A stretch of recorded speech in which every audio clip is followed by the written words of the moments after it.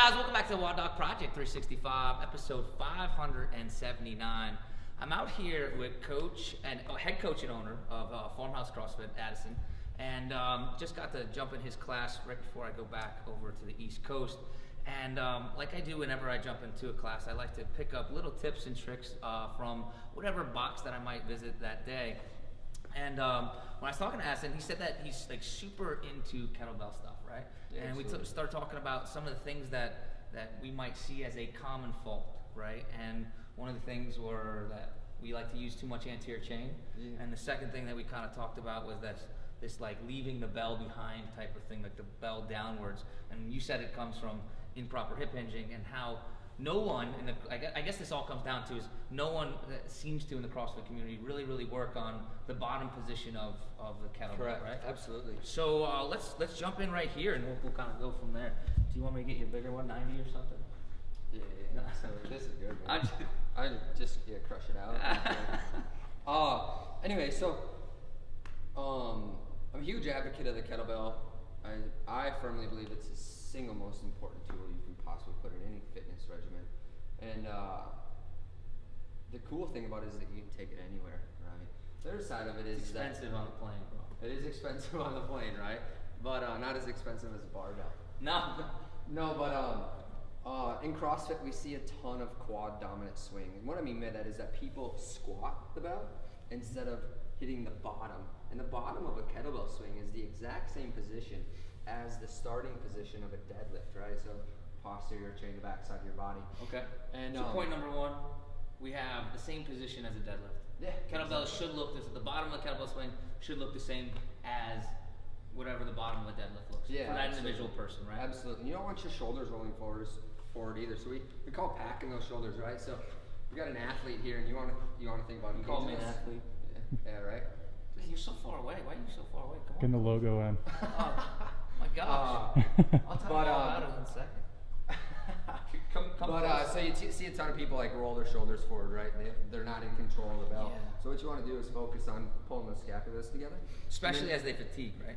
Correct. Yeah. And then anchoring the shoulders down, as I call it. So it's engaging the lats. So in the bottom of that swing, as we were talking about here just a second ago, is that when you're here, you want your chest still out. You see a ton of this go on, right? Yeah. And then you see people lift the bell. And one way you can tell is if they're lifting the bell is that the bottom of the bell is not above the handle. Okay. Does that make sense? Yeah, so we got 2 points so far. One is that the deadlift bottom of the deadlift should resemble the bottom of the kettlebell swing. And two, we could tell that they're lifting the bell if that bottom, the flat part of the bell stays downwards. Correct. Gotcha. Yeah. So I'll give you 5 good swings, and then I'll show you a couple faults. So 5 good swings would be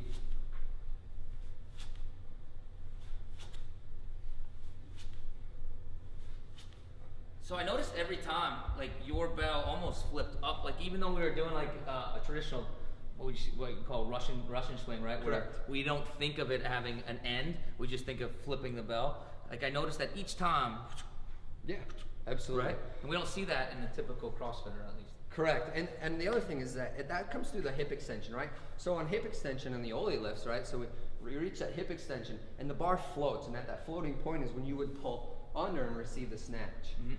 You want to hit that same hip extension and the floating of the weight through the kettlebell swing at the top. So at the top, you can see that my hands are actually coming off the bell, loosening my grip, also saving my grip for those.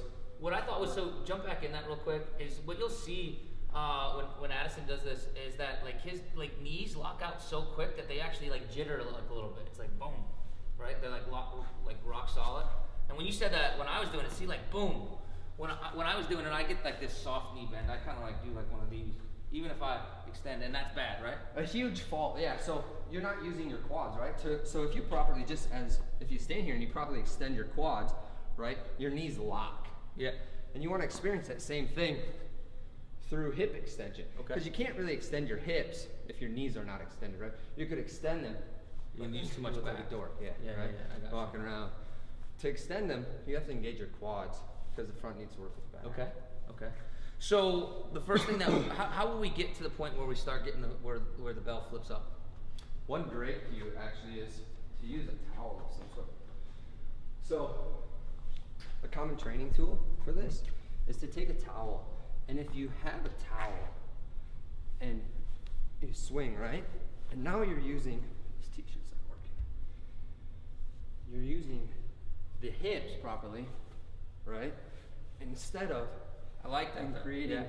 creating the weightlessness through the bell instead of trying to lift it. And what we're talking about when we say that lift is this right here, right? You always see people's shoulders come up. And as you can see through that swing, my shoulders and elbows are actually staying Relatively low. And how does that transfer over to like an American swing? Absolutely. So the American swing, I'm not a huge advocate of it, but we use it for competition, right? We're all about competing, and we need some sort of standard. So the American swing is almost the same thing as the single arm kettlebell snatch, right? You're reaching full extension overhead, should be in control, and coming back down. Now, through the American swing, bring those arms close, punch out.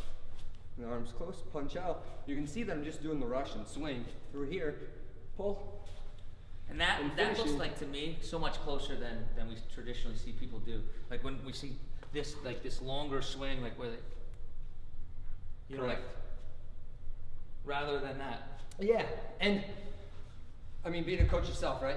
You have people come in all the time, and you get those workouts at 100 plus swings in it, and you're like, you see them bend down for that kettlebell, right? Yeah, right. Looks just like this. So they put their hand on the quad, pick it up, right?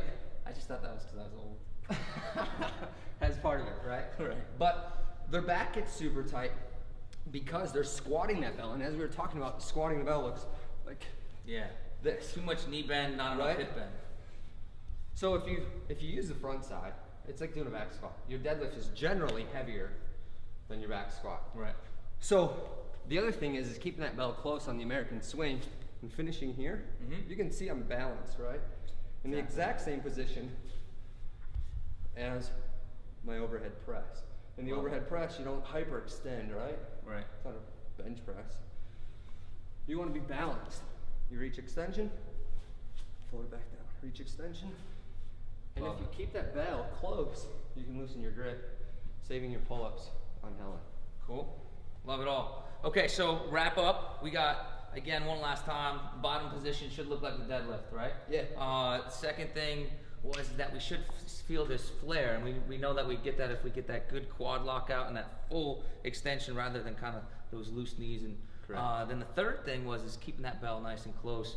So it should almost be that Russian kettlebell swing, just kind of with that turnover, right? Yep, absolutely. Very, very similar, resemble one arm snatch. Yeah, absolutely. Elbows locked out if you're able to do that. And, cool.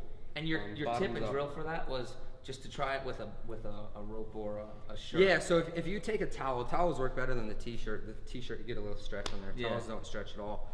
And if you use that towel, you'll be able to feel the float through there more because you can't lift a heavy object with a limp object, right? Got it. Love it. So that bottom though is the most important, and that'll save you on the long end of things. Keep those shins perpendicular to the floor in the bottom. Back almost reaches parallel. Shoulders engaged. Squeeze. Whether you're going full American, head through the window, bottoms up, or you're going to the Russian. Love it. It all comes from basic movement. Addison, thank you so much. Absolutely. Guys, until tomorrow, we're optimizing function. Top.